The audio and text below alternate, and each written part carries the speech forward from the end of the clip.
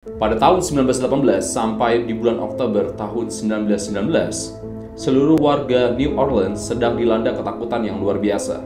Karena pada saat itu, ada seorang serial killer yang mengintai jalan-jalan di New Orleans selama bertahun-tahun. Pembunuh ini juga diam-diam menyelinap masuk ke dalam rumah korbannya di saat mereka sedang tertidur dan secara brutal menyayat leher mereka dan juga menghancurkan kepala korbannya dengan menggunakan kapak. Wartawan menjulukinya sebagai The X-Men of the New Orleans. Dan yang paling menariknya, sampai sekarang, pembunuh yang sudah melukai 12 orang korban ini masih belum juga tertangkap.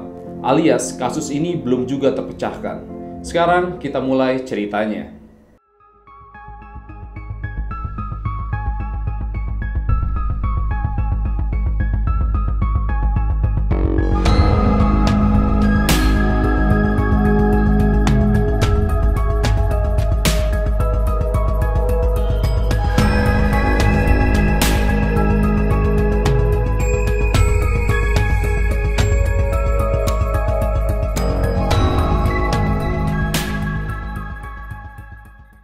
Halo guys, back with me Denny. Selamat datang di Donor episode ke-9. Oke, sesuai dengan intro tadi, kita akan ngebahas The X-Men of New Orleans. Sebelum gue bahas lebih lanjut, kita bahas dulu ya, awal mula kasus ini kayak gimana.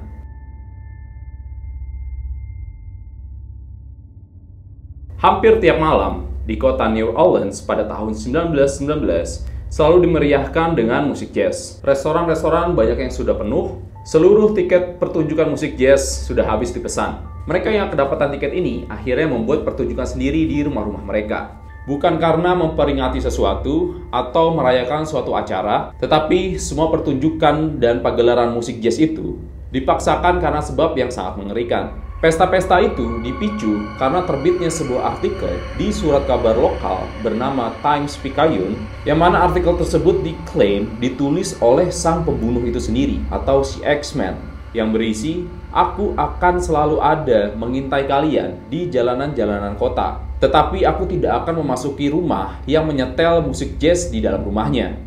Sebenarnya ya, secara umum, si X-Men ini aktif di tahun 1918 sampai 1919. Tapi ada sebuah laporan mengatakan, pada tahun 1911 ada kejadian serupa yang terjadi. Seseorang yang tiba-tiba masuk ke dalam rumah si korban ini, lalu membunuhnya dengan menggunakan kapak. Korban tersebut bernama Joe Davy yang berumur 26 tahun. Seorang imigran Italia yang mempunyai usaha toko kelontong. Joe memulai usaha toko kelontong tersebut bersama dengan istrinya Mary yang sedang mengandung pada saat itu. Kejadiannya di suatu malam di tanggal 26 Juni 1911. Jadi si Mary ini tiba-tiba terbangun. Pas dia kebangun, dia melihat ada sosok hitam yang terus-menerus mondar-mandir di sekitar tempat tidurnya. Ketika dia bangun dan dia ngeh, oh ternyata itu orang. Sosok ini tiba-tiba bertanya kepada Mary di mana dia menyimpan barang-barang berharganya. Dan Mary pun diam aja tuh karena saking ketakutannya. Lalu tiba-tiba sosok tersebut memukul Mary dengan benda tumpul di bagian kepalanya. Dan Mary pun pas dipukul langsung tidak sadarkan diri. Gak lama si Mary ini siuman, dia langsung terkejut karena melihat suaminya juga udah terkapar sambil mengerang kesakitan dengan kondisi kepala yang hampir terbelah. Tapi akhirnya si Joe Davy ini meninggal karena lukanya itu beberapa hari kemudian. Mary ini mulai dirawat di rumah sakit. Pas ketika dia udah mulai pulih, dia mengatakan ke polisi ciri-ciri dari pelaku yang menyerang dia dan juga membunuh suaminya itu. Dia bilang kalau pembunuhnya itu bertubuh tinggi, berkulit putih, memakai baju pekerja, dan mempunyai aksen Amerika. Dari ciri-ciri tersebut, polisi mulai menyimpulkan kalau mungkin yang menyerang si Joe Davy dan juga si Mary ini adalah seorang pekerja kelas bawah yang sangat benci dengan imigran-imigran Italia. Tapi akhirnya teori ini tidak dilanjuti oleh kepolisian karena menurut mereka sangat tidak beralasan bagi seorang pekerja kelas bawah menyerang pengusaha yang punya toko kelontong. Hingga akhirnya selang 7 tahun berlalu, pembunuhan pertama yang dilakukan di X-Men of New Orleans terjadi.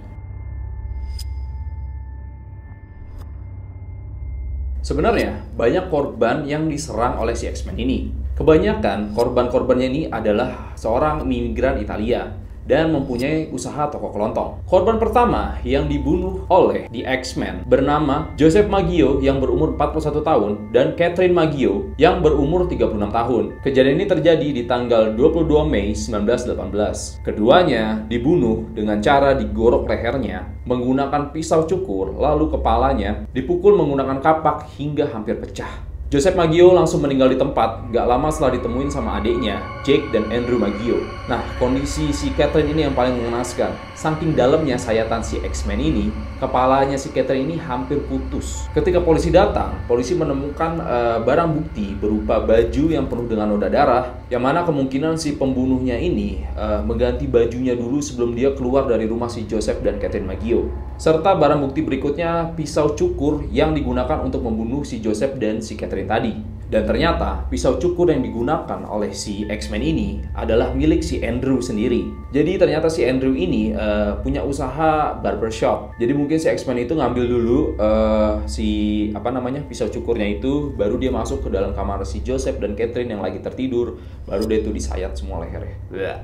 Nah, si Andrew ini sempat ditangkap oleh kepolisian, tapi akhirnya dibebaskan karena tidak cukup bukti kalau misalkan dia adalah pembunuhnya. Sekarang korban kedua bernama Louis Besumer dan juga selingkuhannya bernama Harriet Lowe diserang pada tanggal 27 Juni 1918. Mereka berdua ditemukan dengan luka parah di bagian kepalanya, ditemukan pada pukul 7 pagi oleh John Zanka, yang mana si John ini memang biasa ngantar pesanan tiap pagi. Pas ditemuin, si Louis sama si Harriet ini udah bermandikan darah. Jadi darahnya itu udah ngucur terus dari bagian belakang kepalanya. Tengkoraknya ini pecah, tapi ajaibnya si Louis ini masih bisa selamat dari serangan si X-Men ini. Sementara si selingkuhannya, si Harriet Lowe, itu meninggal 2 bulan kemudian akibat luka di kepalanya itu. Ketika polisi datang, barang bukti yang ditemukan adalah sebilah kapak, yang mana kapak itu merupakan milik si Louis sendiri. Dan juga ditemukan banyak darah di kamar mandi. Louis ini bilang ketika dia pulih ke polisi, kalau dia diserang ketika dia sedang tertidur pulas. Awalnya dia terbangun karena ada suara berisik di dalam kamarnya. Pas dia ngeliat si X-Men ini, tiba-tiba dia udah nggak sadarkan diri. Oke, kita masuk ke korban yang ketiga. Terjadi di tanggal 5 Agustus 1918. Korbannya kali ini seorang wanita hamil bernama Anna Snyder yang berumur 28 tahun. Dia ditemukan terluka parah akibat benda tumpul yang dipukul ke kepalanya. Dan juga mukanya penuh dengan luka sobek, yang mana diduga oleh pihak kepolisian. Dia dipukul dengan kapak, tapi di bagian belakangnya gitu. Anna dan bayinya ini berhasil selamat setelah dirawat beberapa hari di rumah sakit. Dan yang dia ingat dari kejadian itu adalah sebuah ayunan kapak, yang mana kapak itu tiba-tiba mengayun ke arah mukanya. Dan setelah itu dia sudah tidak sadarkan lagi. Korban keempat bernama Joseph Romano. Dia diserang pada tanggal 10 Agustus 1918. Jadi ini kejadiannya 5 hari setelah si X-Men ini menyerang si Anna Snyder. Dia ditemukan sedang sekarat oleh 2 keponakannya bernama Pauline dan Mary Bruno yang terbangun karena mendengar suara berisik dari ruangan kamar pamannya. Sayangnya Joseph ini meninggal 2 hari kemudian akibat lukanya itu. Nah, pas si Pauline sama si Mary ini masuk ke dalam kamar si Joseph Romano, dia sempat ngelihat si X-Men ini. Si Pauline sama Mary ini bilang kalau pelakunya itu si X-Men ini berkulit hitam, berbadan besar dan kekar, dan juga memakai topi. Topinya itu apa ya bahasa Indonesianya ya? Topi copet gitu loh guys. Yang kayak depan itu tidur gitu. Dia pakai topi itu katanya.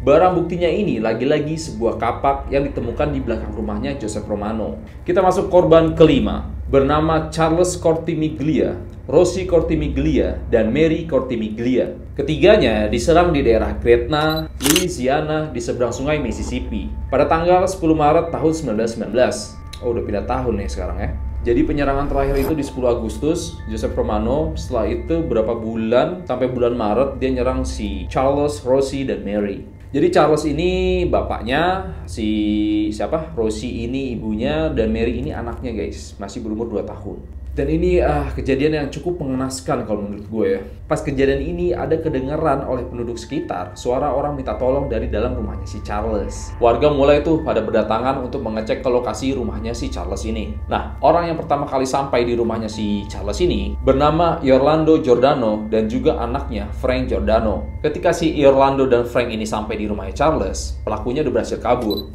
Darah udah berceceran di mana-mana. Charles posisinya sudah terlungkup di lantai dengan darah segar segar yang terus keluar dari bagian belakang kepalanya. Dan Rosie lagi berdiri sambil menggendong anaknya Mary yang ternyata udah meninggal guys. Meninggal akibat pukulan benda tumpul di bagian kepalanya. Jadi posisi penyerangannya kalau menurut si Rosie, ini dia lagi mau gendong si Mary, mau dibawa kabur gitu guys. Sementara si Mary ini emang lagi tertidur. Jadi kayak mau diselamatin gitu. Rosie dan Charles ini selamat dari serangan itu karena dia langsung dibawa sama warga tuh ke rumah sakit terdekat. Dan yang meninggal cuma si Mary guys. Aduh, sedih banget sih.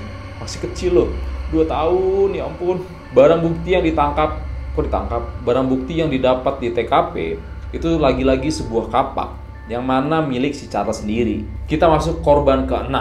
Lagi-lagi seorang imigran Italia yang mempunyai usaha toko kelontong bernama Steve Bocca. Dia diserang menggunakan kapak di dalam kamarnya sendiri di saat dia lagi tertidur pada tanggal 10 Agustus tahun 1919. Dan ketika Steve ini diserang, dia nggak langsung meninggal guys. Dia sempat pingsan dulu dan pas siuman, dia sempat melihat si X-Men ini lagi kabur. Steve ini berusaha ngejar sambil megangin kepalanya yang penuh darah, tapi nggak berhasil menangkap si X-Men. Karena dia tiba-tiba kehilangan kesadaran akibat kepalanya yang retak terbuka.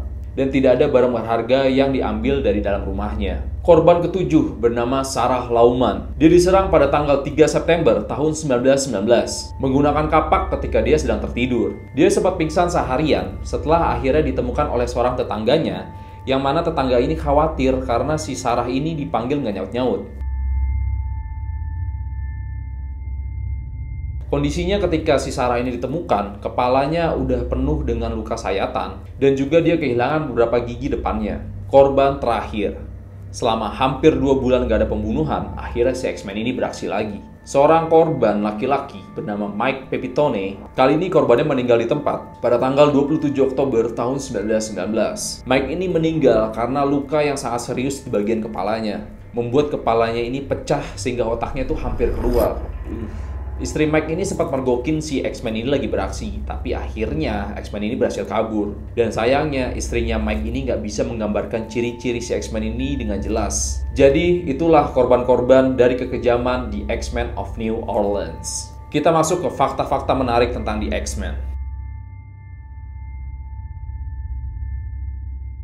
Salah satu hal yang membingungkan pihak kepolisian pada saat itu adalah bagaimana si X-Men ini bisa masuk ke dalam rumah korbannya. Seperti pada kejadian penyerangan di keluarga Cortimiglia, ditemukan sebuah lubang kecil yang mana lubang itu sangat tidak mungkin untuk orang yang bertubuh besar dan kekar, seperti yang disebutkan oleh para korban yang selamat ya, bisa masuk ke dalam lubang itu.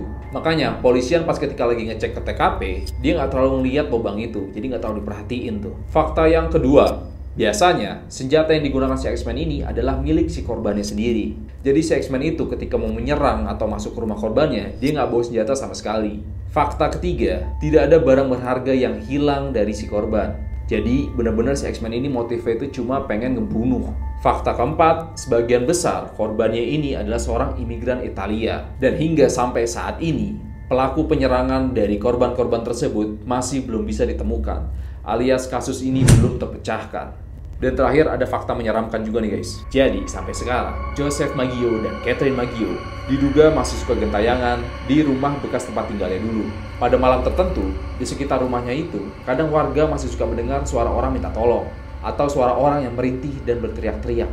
Dan fakta menyeramkan lainnya berasal dari rumah sakit yang dulu bekas ngerawat si Joseph Romano. Jadi di rumah sakit itu juga diduga arwah dari Joseph Romano ini masih suka gentayangan. Jadi dia kayak mencari siapa nih pelakunya. Karena emang sampai sekarang belum terpecahkan kan.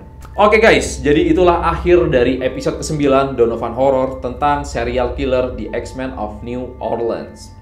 Nah, buat kalian yang mempunyai cerita-cerita horor, bisa kalian langsung DM ya, atau kirim ke email ke gua yang ada di description, nanti gue cantumin.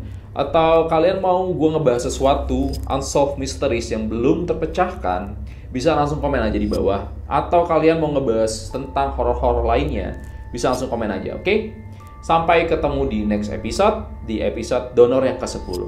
Thank you so much for watching guys. Bye-bye!